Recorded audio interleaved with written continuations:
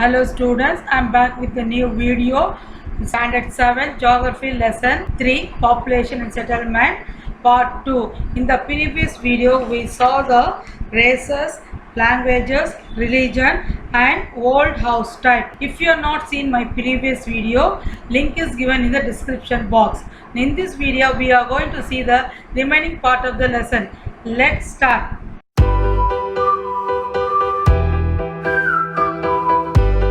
Let's see the settlement. Settlement is a place where people live and interact through activities such as agriculture, trading and entertainment. Now let's see the pattern of settlement. Pattern of settlements are classified as compact settlement and dispersed settlement. First we'll see compact settlement.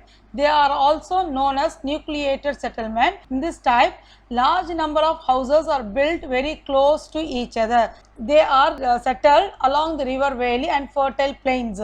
Such settlements are found in northern plains. In northern plain means near the Ganga Brahmaputra valley.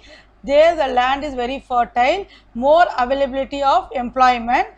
So people live in a compact settlement. And coastal plains of Peninsula India, that is in the Chennai, Mumbai and Kolkata. There also we can find more population. Next is a dispersed settlement. They are found in the areas of extreme climate, hilly tracts, thick forests and grasslands of extensive cultivation. So here the houses are situated far apart and fields within. So dispersed settlement is people are settled far away from each other.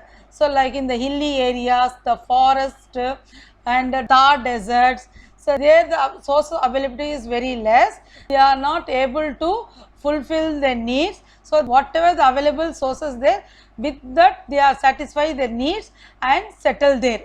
This type of settlements are found in northern Kosi tract, Ganga delta, Thar desert of Rajasthan and hills of Himalayas and Nilgiris. Here let's see the picture. See in the compact settlement, the houses are very close to each other, so fully populated. In the dispersed settlement, here the houses are constructed very far away from each other. That is called dispersed settlement. Now rural settlement. Rural settlement means nothing but city life. They are located near rivers, lakes and springs where water is easily available. They are preferred to live near low-lying river valleys and coastal plains because they can do agriculture and they can get other basic needs like water, wood, stone and clay. Okay. Now factors affecting rural settlement. Let's see the factors one by one. First factor, nature or topography. Based on the land type, the settlement will be there, like ups and down hill areas, a flat area. So based upon that the settlement will take place. The next factor is local weather condition. Based on the weather condition, the settlement will be there. The third factor is soil and water resources. So water resources, wherever they will get the water easily and the type of soil, based upon their activity, the settlement will be there. The third one is social organization. Here the people will connect each other according to their activities. Next is economic condition. Based upon the economic condition, resource availability like water, wood, stone, clay, based on that the settlement will takes place. Pattern of rural settlements is classified as linear settlement, rectangular settlement, circular settlement and star-like patterns. So first one is a linear settlement. In this type, houses are arranged along either side of the road, railway line or river or a canal. The houses are constructed in straight line. That is a linear settlement.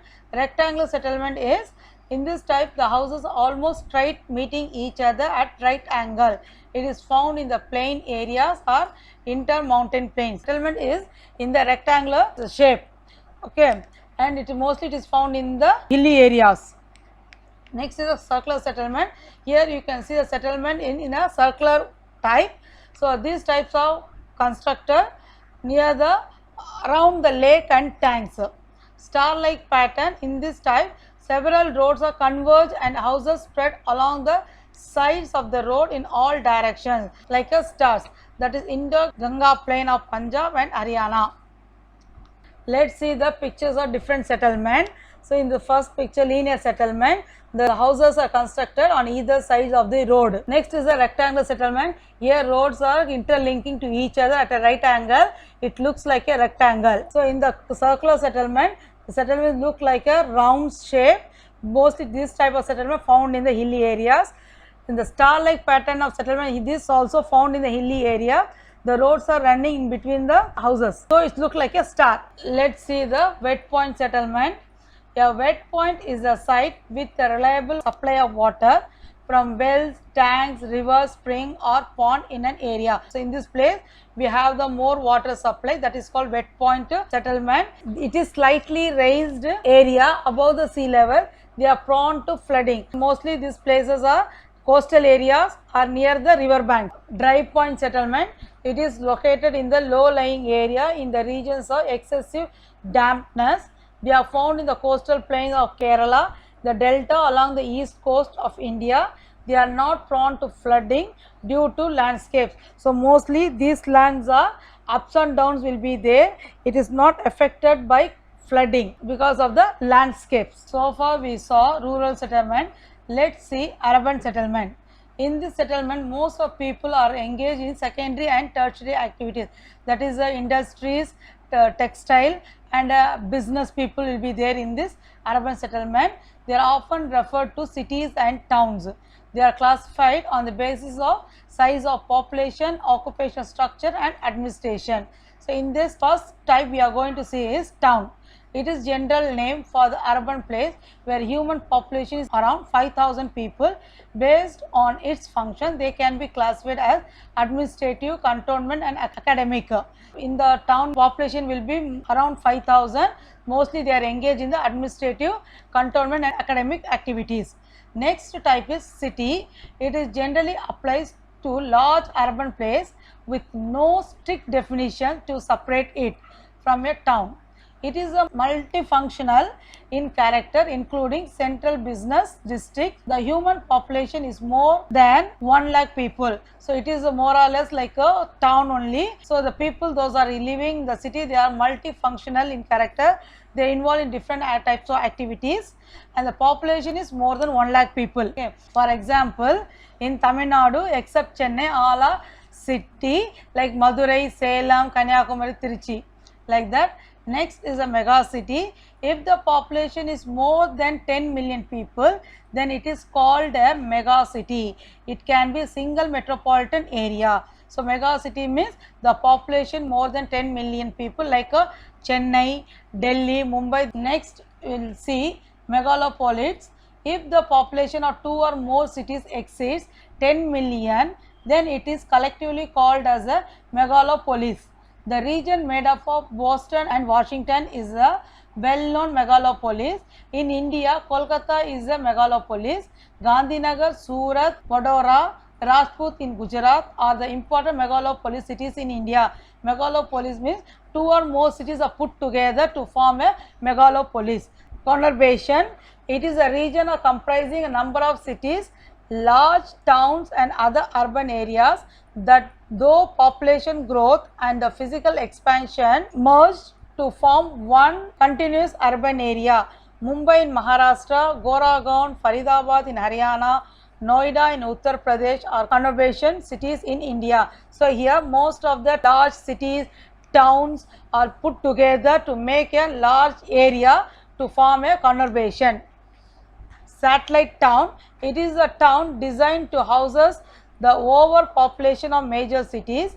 They are generally located outside the rural and urban area. So satellite towns are like villages which is far away from the urban and rural areas.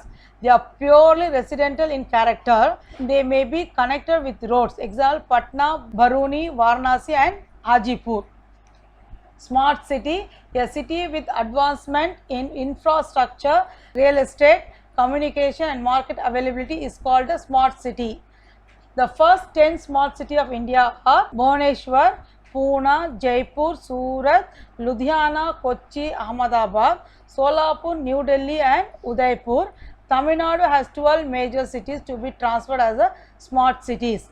They are Chennai, Madurai, Tirunelveli, Tiruchirappalli, Tanjavur, Tirupur, Salem, Velur, Coimbatore, Thuthukudi and Dindigul and Erode. So these are the smart cities. Here we have a good infrastructure, so many flyovers are there, so many industries are there, education institutions are there, medical facilities are available. That's why it is called smart city. With this, I'll end this lesson. Next time, I'll see you with a new lesson. If you like this video, please like, share, comment and don't forget to subscribe. If you have any queries, any doubt, please comment below. All the best. Thank you.